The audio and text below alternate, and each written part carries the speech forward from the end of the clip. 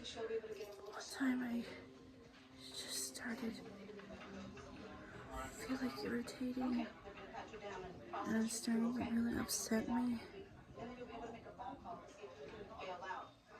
So I was feeling upset, going a lot through emotions. I try to keep writing on those word puzzles on the page, and I just feel kind of very upset and then losing my temper a lot. I don't get why. That's why.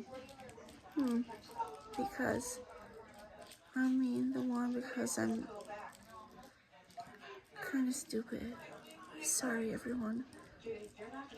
I highly, really doubt it. But you let me down a little bit more. Well,